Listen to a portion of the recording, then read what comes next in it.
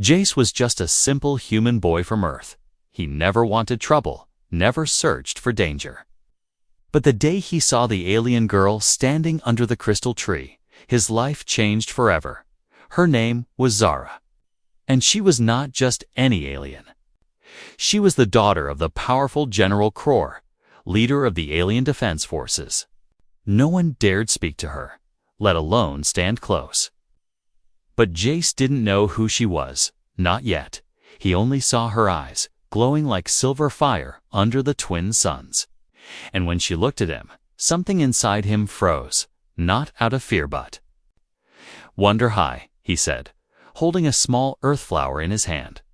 Zara blinked, looking at the flower like it was something rare and magical. He stepped closer, unaware of the eyes watching from above the garden towers. "It's for you," Jace added with a shy smile. Zara took it slowly, her hand brushing his for a second. That 1 second was enough for something dangerous to be born between them: connection, curiosity, warmth. She smiled softly, and her voice was calm but rich. "No one has given me something without asking something back," she said. Jace shrugged. "It's just a flower, but why me?" She asked, her eyes searching his. "Because you looked lonely," he replied. Zara turned her head slightly, her silver hair glowing under the light, and then, without warning, footsteps echoed in the distance. Fast, heavy, angry, before either of them could move, a group of armored guards rushed in, their weapons raised, voices loud. "Step away from the Lady Zara," one of them shouted. Jace's hands went up, confused and scared. Zara tried to speak. No, he didn't, but it was too late. The guards grabbed Jace, twisted his arms behind his back, and pushed him to his knees. "Wait," Tease cried. "I didn't do anything." Zara ran toward the nearest guard, trying to stop them. "He didn't harm me," she shouted, but another voice came, deeper, colder, full of command. "Enough." General Kror stepped into the garden, his armor black and gold. His eyes were hard like stone, and his face showed no emotion. Zara stopped moving when she saw him. Jace looked up, not knowing this was the most feared man in the entire galaxy. "He spoke to me kindly, Father," Zara said, trying to stay calm. Kror didn't look at her. He stared at Jace, silent, judging. "What's your name, human?" he asked. Jace. "Jace Renner." Kror raised one eyebrow, then nodded to his men. "Take him," he ordered. Jace's heart dropped. "Take me where?" "To the place where boys become men," Kror said darkly. Zara stepped forward in panic. "No, don't send him there." Kror finally turned to his daughter. "He dared look into your eyes, Zara, and for that, he must learn what it means to stand before a warrior's daughter." The guards began dragging Jace away. He shouted back, "Zara!" "I didn't mean." She tried to run after them, but more guards blocked her path. Tears formed in her eyes as she screamed his name, Jace. He was thrown into a transport pod, its doors locking with a hiss. The last thing he saw was Zara's face, her hands pressed against the glass. The pod lifted into the sky, heading toward an unknown fate. Inside, Jace sat shaking, confused and afraid. He had no idea what crime he had committed.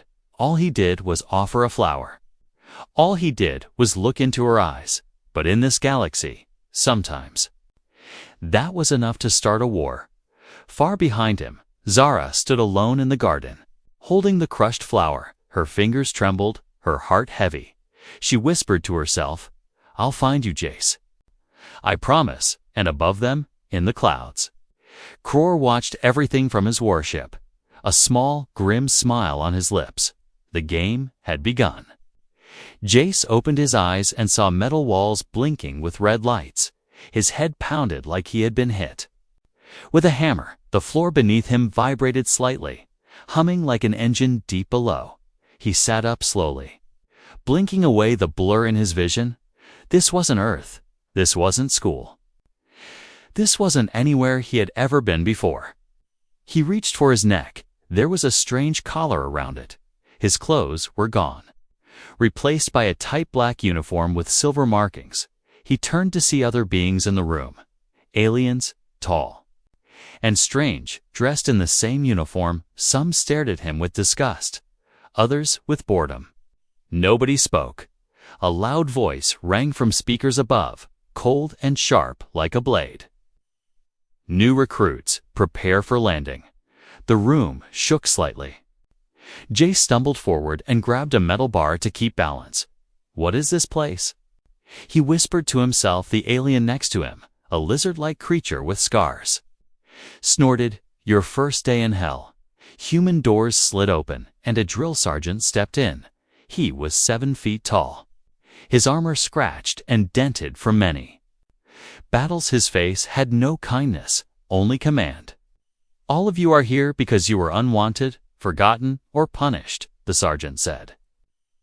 "Some of you were thrown here by your enemies, others by your own families." His eyes locked on Jace. "And some of you were sent here by powerful fathers." Jace's stomach turned. He knew exactly who the sergeant was talking about. General Kror had done this.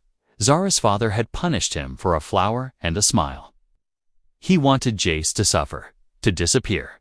The sergeant continued, "This is the Galactic Army's lowest division, known as the Iron Bloods. You survive by fighting, or you die forgotten."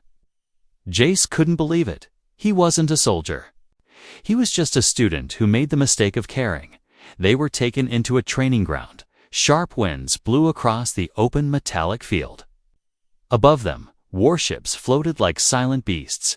Jace was given a fake weapon and thrown into a team of strangers. "First task, survive for 10 minutes, said a voice. Gates opened, and out came 4 wild machines, tall and deadly. Each one scanned the group and charged. The others ran. But Jace stood frozen for a moment. Everything moved too fast. The ground shook with every step. A machine turned toward him, red light glowing from its eyes. His heart raced as it raised a long blade. He jumped to the side just in time. Rolling across the hard ground, the weapon he held was shaking in his hand. He didn't know how to use it. He didn't know anything. Move, human. Someone shouted, pulling him to cover. It was the lizard-like alien from earlier. "You want to live? Fight back." Jace gritted his teeth, his fear burning into anger. He looked at the machine charging again. This time, he didn't run. He aimed the weapon and fired. A bright flash exploded from the barrel, and the machine stumbled. 1 shot. Lucky but enough. The team took the chance to finish the machine together. They didn't thank Jace, but they didn't insult him either. And in this place, silence meant acceptance. He had survived his first test, barely, that night. Jace sat alone in his bunk. The stars outside the small window looked cold and far away. He missed Earth. He missed freedom. He missed her, Zara's face kept appearing in his mind, her eyes, her voice. The way she smiled when he gave her that flower. Why did she let her father do this? Did she even try to stop him? Was she safe? He didn't know that far away in a dark room inside her father's palace, Zara stared at a screen showing a live feed of the Iron Bloods. She saw him fight that machine. She saw him fall, get up, and fight again. Her hand touched the screen gently, her heart full of guilt and fire. "I'm sorry, Jace," she whispered, "but you have to survive. I have a plan." And high above them all, General Kror sat on his throne. Watching both of them, his eyes full of control, his fingers resting on a sealed folder marked Mission Assignment, Human Dangerous Potential. The game was only beginning. The jungle was nothing like Jace had ever seen before. The trees were black, thick, and reached so high they disappeared into fog. The ground was wet and strange, like walking on the back of some giant breathing creature. Birds didn't sing here, nothing did. Only the sound of the wind whispering through sharp branches reminded him that time was moving. Jace and the rest of the squad were sent here on a mission with no real orders. just a warning. Stay alive until pickup. The voice had said from the transport ship. No maps, no tools. Just basic weapons and a silent countdown ticking inside their helmets. Most of the others were veterans or outlaws. Jace was still the only human, and still the only one who didn't belong. They moved carefully through the jungle path. Weapons raised. Watch the ground, someone said. It swallows people whole. Jace didn't answer. His boots were already soaked in mud. He couldn't feel his toes, but his heart kept pounding. Not from fear, but from the memory of Zara's face. It kept him moving. Suddenly, the trees around them trembled. Something massive was coming. Not from the sky, not from a headbutt. From below, the ground cracked open like a mouth, and the beast rose. Covered in mud and armor-like skin, eyes glowing yellow like burning coins, it let out a deep, hungry roar, shaking the entire jungle. Fall back. Someone shouted. The squad scattered like insects. One soldier fired. But the beast slapped him into a tree with its tail.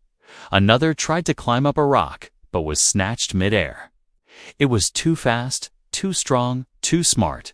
The jungle beast wasn't. Just wild it hunted like it knew war. Jace dove behind a tree root as the monsters stormed past.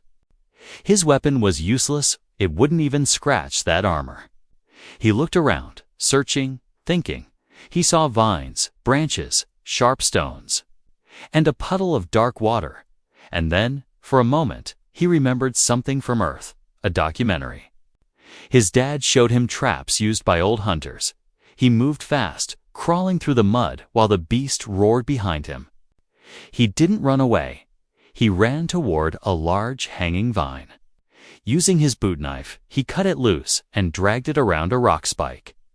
Then he set a large branch up like a spring arm. He baited it with a blinking heat pack from his armor. Then he waited, breathing shallow, covered in slime. Hiding in silence, the beast came closer. Sniffing, following the heat, it stepped into the trap. 1, 2, 3 steps. Snap, the vine snapped up, wrapping around the creature's leg, pulling it off. Balance, it roared in confusion. Crashing against the sharp rocks Jace had placed below, its armor cracked just enough for him to strike. He leaped onto its back and drove the boot knife deep into the weak spot behind its head. The beast thrashed once, then fell still. Silence. Returned to the jungle, the squad slowly came back, eyes wide. Some couldn't believe what they were seeing. Others muttered curses. One soldier whispered, "He killed it." The human actually killed it. Jace climbed off the body, covered in blood and mud. His chest heaved. But he didn't speak. He didn't need to. They saw him now. They saw what he could do, not just survive. When, hours later, back at the camp, Jace sat alone cleaning his blade. Nobody mocked him that night. No one challenged him. Some even nodded in respect. He had become more than a recruit. He was now something different. What he didn't know was that his battle had been recorded. A hidden drone above the jungle had watched everything. Far away, inside a dark chamber, Zara replayed the footage again and again. She bit her lip, her heart pounding as she saw Jace stand over the beast. She whispered, "You're still alive, Jace, and stronger than Father thinks." In another part of the Empire, General Kror received the same footage. He watched silently as his daughter stared at the human boy through the screen. He narrowed his eyes and crushed the small data chip in. His hand, he turned to one of his commanders and said, "Send him his next mission." A real one this time. Jace didn't know it yet. But the beast he had just slain was only the beginning. The galaxy was now watching him. And not everyone wanted him to rise. The message didn't look like much. Just a tiny flicker on his comm screen. Easy to miss. Jace almost ignored it, thinking it was another system glitch from the cheap army tech they all carried. But something about it made him stop. It flashed in a strange pattern, 3 short blinks, one long, It felt familiar. And that's what scared him the most. He waited until nightfall when the rest of the squad was asleep. The jungle world had 2 moons, both dim enough to keep his small tent in shadow. He pulled out his device and replayed the flicker over and over, until he noticed it wasn't a glitch. It was a code, old, almost ancient, based on star coordinates. He stared at it for an hour, fingers shaking slightly. Someone had sent him a message, but it was hidden in the stars. Piece by piece, he broke it down, drawing lines between the numbers and stars above. A shape formed, a flower, a simple earth flower, the same kind he had given her. His breath caught in his throat. Zara, he whispered. She had sent this. She had too. No one else would remember that flower. No one else would use it to speak to him. He followed the final coordinates into the base's old storage module. It was locked, but the code was attached to the last star in the message. The door slid open with a quiet hiss. Inside was darkness, dust, and silence. But then he saw a small data chip inside a cracked helmet. Jace plugged the chip into his device and waited. The screen blinked, and then she appeared. Zara, her face was tired, her hair messy, her voice shaking. Jace, she said softly. If you're seeing this, it means you survived. I'm sorry I couldn't stop my father. He sent you away before I could do anything. She paused, looking away for a second, then back. But I'm not sitting quietly. She told him about the secret channels she had hacked. About the old drone she used to watch him. She had been following every mission, every battle. I know you're not a soldier, she said, but you're still standing. Her voice cracked as she whispered, that means everything. Then she said something that made his heart stop. I have a plan. But you have to stay alive. There's something coming, something my father is hiding. A mission that no one returns from. But if you play it right, it might lead you back to me. Jace didn't move for a long time after. The screen went dark. His chest felt heavy, but his eyes burned with new fire. She hadn't forgotten him. She was risking everything to reach him. And now he had to make a choice. The next morning, the base commander handed him a sealed file. Special mission, the commander said with a smirk. Looks like someone important is watching you. Jace opened the file slowly. It was a solo drop onto a frozen world barely habitable. Full of old ruins and dangerous terrain, the goal was unclear. Just one line repeated again and again in the orders. Test the human, Jace nodded, hiding the flicker of pain in his chest. He knew now this was the trap she warned him about. Cror wanted to break him. But Jace had something the general didn't expect. He had a reason to keep going. Zara was waiting. That night, as the transport ship carried him toward the ice world, Jace sat quietly in the corner. The stars outside blinked cold and distant. But he no longer felt alone. In his hand, he held the chip she sent. In his heart, he held her voice. And in his mind, he repeated one promise. I'll find you again. No matter what he sends at me, above it all, aboard his private warship. General Cror watched the tracking screen. He saw the dot marked Jace Renner heading toward the frozen test world. He folded his arms and said calmly, let's see how far a human boy can go before he breaks, but far from Cror, far from orders and armies. Zara sat in her secret room, building her own weapon, not of war but of truth. She whispered to herself, hold on, Jace, we're going to flip this whole galaxy upside down. The storm didn't wait. It came the moment Jace stepped off the ship. Winds like knives, ice falling from the sky, and a growl in the distance that didn't sound like weather. He covered his face with his arm and pushed forward through the white fog. This wasn't a planet. It was a graveyard. Old ruins stood like broken bones, half buried in the snow. The cold wasn't just in the air, it sank into his bones. Into his mind, this was not a test. It was punishment. The device on his wrist buzzed to life. Begin mission. A deep voice said. Survive for 3 days. That was it. No food, no fire, no shelter. Just him and whatever monsters the general had placed here. Jace moved into a broken structure that looked like it used to be a watchtower. The roof had collapsed, but the walls blocked most of the wind. He curled up behind a fallen beam and waited. His body shook from the cold, but his mind stayed sharp. He remembered Zara's warning. This wasn't about survival. It was about breaking his will. Back in the capital, Zara slammed her fists. On the console, what do you mean you sent him to Varka 9? She shouted at the AI system she had hacked. That's a death world. The voice replied calmly. It was your father's personal command. She covered her mouth, heart pounding. She knew what that planet was. No one had ever returned. Not one. She opened her encrypted files and launched her plan. If her father wanted a test, she would give one too. She contacted an old rebel friend, someone who owed her a favor. I need a small supply drop, she said. Unmarked, silent. And accurate. You're risking your title for a human. The rebel asked. Zara replied coldly. I'm risking everything. On the second night, Jace heard the howls. Not one, not 2 dozens. He didn't know what they were, but they sounded hungry. He built a crude trap using frozen wires and broken panel glass. It wasn't perfect, but it was better than nothing. He stayed awake all night, knife in hand, eyes wide.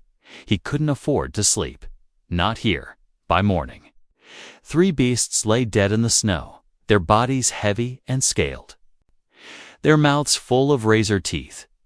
Jace was wounded, but alive. His trap had worked, barely. But his strength was fading. He collapsed near the wall of the old tower, vision darkening. Then something strange happened. A soft sound, like a thump. In the snow, he blinked and saw a small supply box, half buried, no logo, no ID. Just a quiet, blinking light. He crawled to it, opened the latch. Inside were protein bars, a heater pack, and a tiny folded note. Only one word written in alien. Script. Endure, Jace smiled weakly. Zara, even here. She found a way to reach him. That one message gave him more strength than any food ever could. He ate, rested, and began to plan. He would not just survive this test, he would beat it, and he would make Crora see that humans don't break. On the 3rd day, the skies opened. A dropship landed near the ruins, kicking up clouds of snow and ash. Stepped out of the shelter, scarred, tired. But standing tall, the ramp opened, and General Crora himself stood at the edge. He looked down at Jace like he was dirt beneath. His boots, you lived, he said flatly. Jace didn't answer. He just stared back, silent but full of fire. Crora studied him in silence, then turned away. Bring him to the front lines. He ordered his guards, if he wants to prove himself. Let him bleed with the rest. Back at the capital, Zara received the update. Subject Jace Renner has passed survival trial. Her hand trembled. He made it, but the cost was rising. Her father had not been impressed. He had been threatened. Zara activated the next step in her plan. A secret channel that would send footage of Jace's survival to the galaxy's outer colonies. She wanted them to see what her father tried to bury, to see what one human could do. And maybe, just maybe, make them question everything. In the shadows of power and war, 2 hearts were fighting separate battles, but they were moving toward the same end, and soon. Everything would come crashing together the moment the sword touched Jace's neck. Zara knew she had no more time. Her father had crossed the final line. This was no longer about honor or testing strength. It was about making Jace vanish. A quiet death broadcast as entertainment, and she was done watching. She didn't wait for permission. She stormed into the restricted vault, deep under the palace, her mother's vault. The guards outside hesitated only a second. That was enough. Zara raised her palm, revealed her genetic seal, and the doors hissed open. Inside were relics, hidden weapons, and one forgotten armor set sealed in crystal. She placed her hand against the crystal, and it began to melt. The armor responded to her touch, its pieces unfolding like petals. No one had worn it for 200 years, but now it moved like it had been waiting. Waiting for her, she sent a silent signal to her trusted pilot. "I'm leaving," she said. "Prepare the old ship." "Where are you going, my lady?" he asked with fear in his voice. She replied without pause. To save him. On the battlefield, Jace was fighting like a wild storm. He had no armor, no real weapon, only the forbidden blade Zara had once given him. Blood dripped from his shoulder, his side burned with pain, and still he stood. Commander Shell circled him like a wolf, grinning. "You're still breathing," Shell said. "That's surprising." Jace didn't speak. He had no words left, only will. When Gel charged again, Jace dropped low. Using the last of his strength to twist the blade upward, it struck, cutting deep into the alien's side. Gel roared, stumbled back, and raised his weapon to finish it. That's when the sky cracked open. A bright light shot down, blinding everyone. The crowd screamed and shields around the arena flared with power. A ship dove through the clouds, ancient, elegant, glowing with forgotten technology. It landed hard, and from it stepped a figure in golden armor. Zara, her cape flowed behind her, her face uncovered, her eyes full of fire. The crowd fell silent. She didn't speak to them. She walked straight to Jace. Standing between him and Commander Shield, "Enough," she said. Her voice amplified across the entire arena. "This fight ends now." Shield backed away, confused. "This is royal business," he argued. "You have no right to interfere. She is royalty." Shouted someone in the stands. "She is the general's daughter." Said another. Zara turned toward her father, who sat above them in frozen silence. "I invoke ancient law," she declared. "The right of protection." The crowd gasped. Even Cror stood slowly, fists clenched. "That law is extinct." He growled. "Then bring it back," Zara shouted. "Because I am not letting him die for your pride." The arena buzzed with energy. Everyone watching across the galaxy now saw a new image, not just a human bleeding in the sand. Not just a warrior girl in golden armor, but something more. Two lives defying everything. Together, Jace looked at Zara through blurred eyes. "You came," he said softly. "I never left you," she replied. Helping him stand, Cror watched. In silence, his empire spinning around him. He had tried to break the boy, and lost his daughter instead. As soldiers approached, Zara raised her hand. "No one touches him," she ordered. Behind her, rebel ships uncloaked in the sky. The message had been received. Other worlds were now watching, waiting, ready to choose sides. Cror's face hardened. This was no longer about a flower or a foolish crush. This was war, but even he knew when a battle was lost. He turned without a word and walked away that night. Jace lay in a recovery pod aboard Zara's old ship. Her fingers touched the glass gently as he slept inside. "You gave everything," she whispered. "Now let me protect you for once." And across the stars, the people of the galaxy whispered a new name, not a soldier, not a hero, just a human who survived everything because someone believed he was worth saving. 3 years had passed since the arena turned silent. Since the golden-armored girl stood against her own blood. Since the human boy nearly died for a love the galaxy mocked, Jace was gone. Vanished into the black beyond the outer rings. Some said he went back to Earth, broken and tired. Others claimed he joined the rebels, building quiet armies in the shadows. But Zara knew none of those stories were true. She stood now on the balcony of the High Council, crowned, robed, respected. Not as the general's daughter anymore, but as something even more powerful. A symbol, a leader who had risked everything for a human. But still, her heart ached, no matter how many titles they gave her. He was the only one who ever saw her not as power, not as alien royalty, but as Zara. Then, on the morning of the new treaty signing, the sky split. No warning, no scheduled. Ships, no permission. The defense towers locked onto the intruder, charging for destruction, until one voice came over the signal. "Don't fire," it said. It was calm, familiar, and it carried weight like thunder inside Zara's chest. She ran faster than her guards could stop her, down the marble halls, past the war statues, through the blast doors to the outer platform, and there he was, a small ship descending slowly. Worn, patched with metal, but steady when it landed. The ramp dropped and he stepped out. He didn't wear armor. He didn't carry weapons.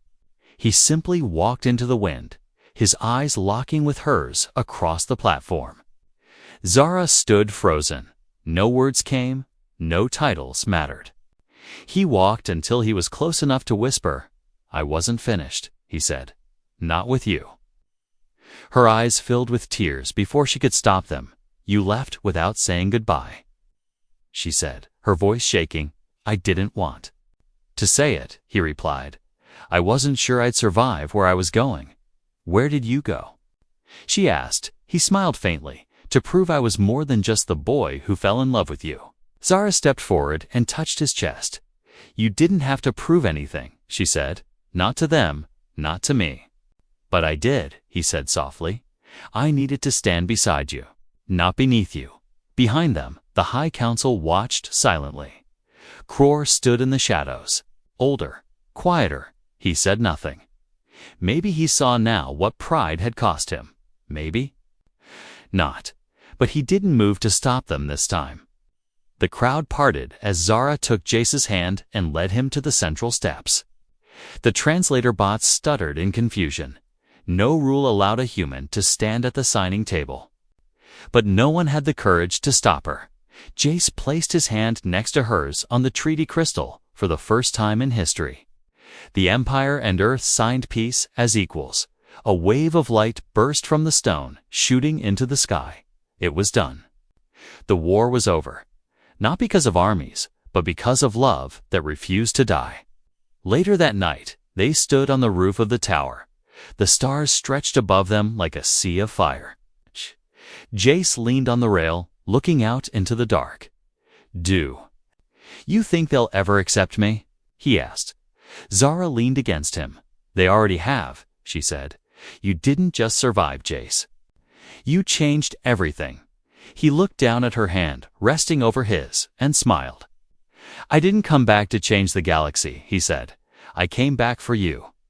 Zara closed her eyes, breathing in his warmth, and I waited.